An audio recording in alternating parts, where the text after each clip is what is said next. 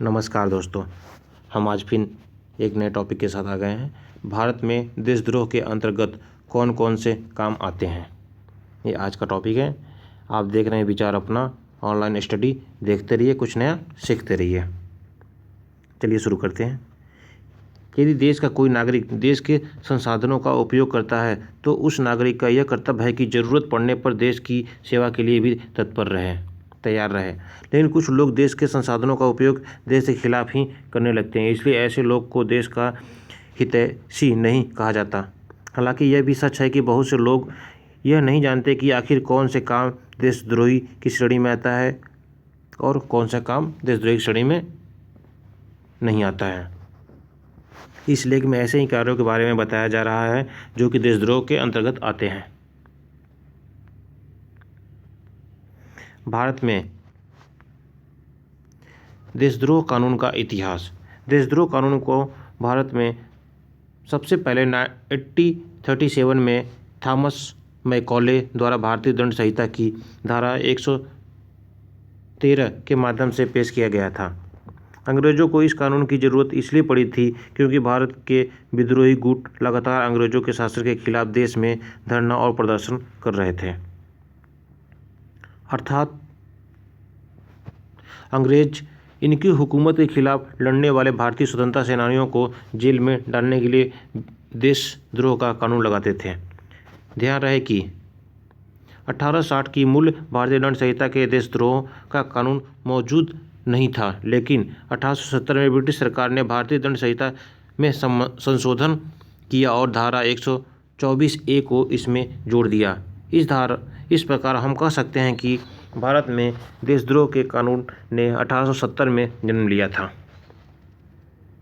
वर्ष 1898 में मैकॉले दंड संहिता के तहत देशद्रोह का मतलब था ऐसा कोई भी काम जिससे सरकार के खिलाफ असंतोष जाहिर किया होता हो। लेकिन 1942 में भारत छोड़ो आंदोलन के दौरान इस परिभाषा में बदलाव किया गया, जिसके तहत सिर्फ सरकार के खिलाफ असंतोष जाहिर करने को देशद्रोह नहीं माना जा सकता, बल्कि इसी स्थिति में इसे देशद्रोह माना जाएगा जब असंतोष के साथ हिंसा भड़काने और कानून व्यवस्था को बिगाड़ने की अपील की जाएगी।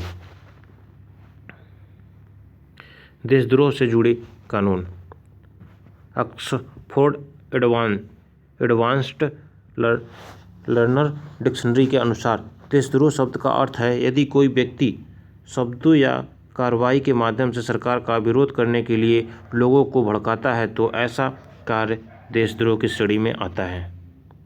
मार्च 2015 में सुप्रीम कोर्ट ने IT एक्ट की धारा 66A को निरस्त करते समय साफ किया था कि लोगों को कुछ भी कहने का या लिखने की आज़ादी नहीं है, अर्थात संवैधानिक सीमाओं के बाहर लिखी गई बातों के लिए उचित कार्रवाई हो सकती है।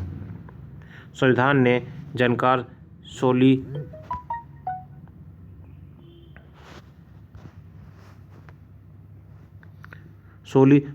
सोराबजी ने कहा कि सरकार की आलोचना देशद्रोह नहीं है, बल्कि उस विद्रोह के कारण हिंसा और कानून और अर्थव्यवस्था को समस्या उत्पन्न हो जाए उसी देशद्रोह का मामला बनता है। सोराबजी ने यह भी कहा कि पाकिस्तान जिंदाबाद के नारे लगाना भी देशद्रोह नहीं है, लेकिन भारत के टुकड़े टुकड़े जैसे नारे देशद्रोह की श्रेणी में आते हैं। भारत में देशद्रोह के फेमस मामले।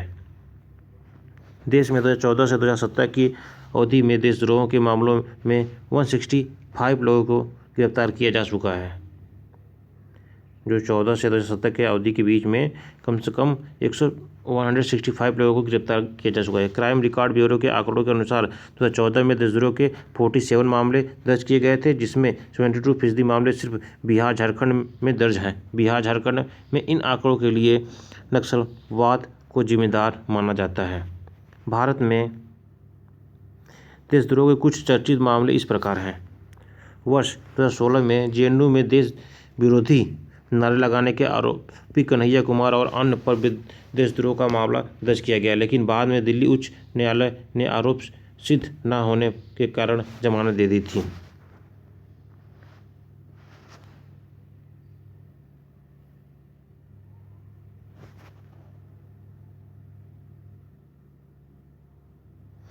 जमानत दे दी थी। सितंबर 2012 में कार्टूनिस्ट असीम त्रिवेदी को भ्रष्टाचार विरोधी आंदोलन के समय साइट पर संविधान से जुड़ी तस्वीरें पोस्ट करने की वजह से इसी आरोप में गिरफ्तार किया गया था। हालांकि बाद में उसके ऊपर से देशद्रोह का आरोप हटा लिया गया था।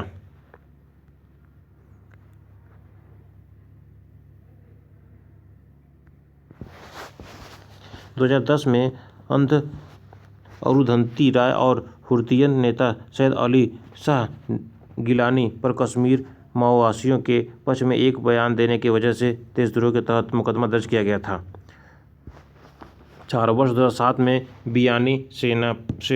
विनायक सेन पर नक्सल विचारधारा को फैलाने के आरोप में देशद्रोह का मामला दर्ज कर आजीवन कारावास की सजा सुनाई गई थी, लेकिन सुप्रीम कोर्ट के आदेश पर जमानत मिल गई थी। कानून के जानकारों का कहना है कि देशद्रोह की परिभाषा काफ़ी व्यापक है और इस कारण इसके दुरुपयोग की संभावना से भी इनकार नहीं किया जा सकता। इसके दुरुपयोग को रोकने के लिए CRPC के धारा 196 में प्रावधान किया गया है कि देशद्रोह से संबंधित मामले में पुलिस को चार्जशीट के वक्त मुकदमा चलाने के लिए केंद्र अथवा राज्य सरकार से संबंधित प्राधिकरण से मंजूरी लेनी जरूरी है। आइए जानते हैं कि कौन कौन से मामले देशद्रोह की श्रेणी में आते हैं। सुप्रीम कोर्ट के वकील DB गोस्वामी ने बताया कि देश विरोधी गतिविधियों में शामिल संगठन को बैन कर दिया जाता है। इसके तहत माओवादी और दूसरे अलगाववादी संगठनों को बैन किया गया है। आमतौर पर ऐसे संगठनों के संबंध रखने वालों के खिलाफ देशद्रोह या उससे संबंधित धाराओं के तहत केस दर्ज होता है। इसी कारण भारत के समय में कुछ यूनिवर्सिटीज के प्रोफेसर को भी गिरफ्तार किया गया है।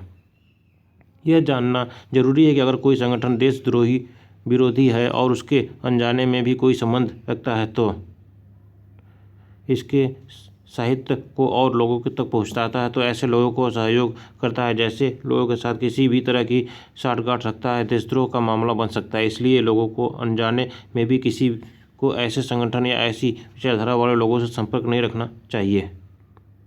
देश विरोधी गतिविधियों के लिए अपराध के हिसाब से धाराएं लगाई जाती हैं, लेकिन देशद्रोह के लिए IPC की धारा 124A में कई प्रावधान किए गए हैं। इसके लिए उम्र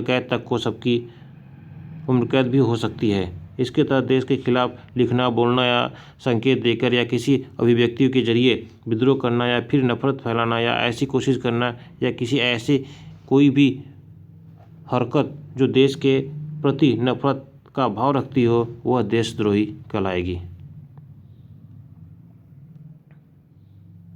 हालांकि IPC भारतीय दंड संहिता के धारा 124A के दायरे में स्वस्थ आलोचना नहीं आती है। ये धारा को लेकर सुप्रीम कोर्ट ने कुछ फैसले सुनाए हैं और इसके साफ होता है कि कोई भी हरकत या सरकार की आलोचना भर में देशद्रोह का मामला नहीं बनता, बल्कि उस विद्रोह का कारण हिंसा और कानून अर्थव्यवस्था और व्यवस्था को समस्त उत्पन्न हो जाए और तभी देशद्रोह का मामला बनता है।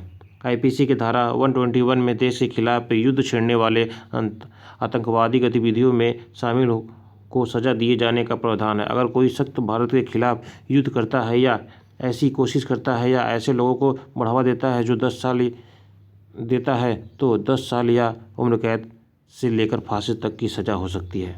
IPC की धारा 122 में प्रावधान है कि अगर कोई व्यक्ति देश में रहकर भारत के खिलाफ युद्ध लड़ने की नीयत से हथियार जमा करने, बनाने या छुपाने की कोशिश करता है तो आरोपी को दोष साबित होने पर 10 साल तक की कैद या उम्र कैद की सजा हो सकती है। ऐसे लोगों का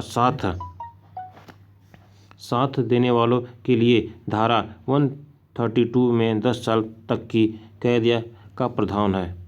इस प्रकार ऊपर दिए गए सभी कानूनों में एक स्पष्ट है कि सरकार को लोकतांत्रिक तरीके से विरोध करना या बदलाव की मांग करना हर नागरिक का अधिकार है, अर्थात लोगों को संविधान के दायरे में रहकर सरकार की आलोचना करने की पूरी आज़ादी है, क्योंकि यदि जनता किसी सरकार को चुनती है तो उसकी आलोचना भी कर सकती है, लेकिन देश की सत्ता को गैरकानूनी तरीके से चुनौती देना देशद्रोह की कैटेगरी में माना जाएगा। धन्यवाद हमारे पूरे वीडियो लास्ट तक देखने के लिए। नेक्स्ट वीडियो में मिलते हैं, तब तक के लिए